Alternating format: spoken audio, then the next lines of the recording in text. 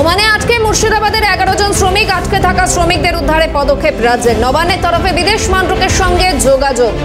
শ্রমিকদের ওমানের ভারতীয় দূতাবাসে নিয়ে আসা হয়েছে, এমনটাই জানা যাচ্ছে। আরো বিস্তারিত আপডেট জানাবেন খালিদ জামাল রয়েছেন সঙ্গে। খালিদ, দেখো, তৃণমূলের পক্ষ থেকে এই মর্মে কিন্তু একটা এক্স হ্যান্ডেল পোস্ট করা হয়েছে, যেখানে দাবি করা হচ্ছে যে মুর্শিদাবাদের 11 জন ওমানে কর্মরত যারা শ্রমিকরা তারা আটকে ছিলেন দীর্ঘদিন ধরে।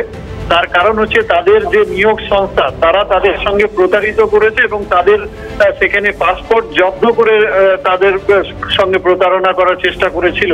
এবং সেটা জানার পর নবান্ন থেকে কিন্তু বিদেশ মন্ত্রকের সঙ্গে যোগাযোগ করা হয়েছিল এবং তাদেরকে যাতে উদ্ধার করা হয় তাই মর্মে কিন্তু রাজ্য সরকারের পক্ষ থেকে বিদেশ মন্ত্রকের কাছে আবেদন জানানো হয়েছিল। সেই আবেদনের ভিত্তিতে যেটা এক্স হ্যান্ডেলে পোস্ট করে তারা দাবি করেছেন যে ইতিমধ্যে এই 11 জন মুর্শিদাবাদের শ্রমিককে উদ্ধার করা সম্ভব হয়েছে এবং তাদেরকে ওমানের ভারতীয় দূতাবাসে নিয়ে আসা হয়েছে। সেখান থেকে যাতে তাদেরকে নিরাপদ এবং সুরক্ষিতভাবে ভারতে ফিরিয়ে আনা যায় বা মুর্শিদাবাদে ফিরিয়ে আনা যায়, তার জন্য কিন্তু ইতিমধ্যে চেষ্টা চালাচ্ছে বিদেশ মন্ত্রক বলে কিন্তু আজকে তৃণমূল কংগ্রেসের পক্ষ থেকে এক্স হ্যান্ডেলে পোস্ট করে জানানো হয়েছে। ধন্যবাদ খালিদ।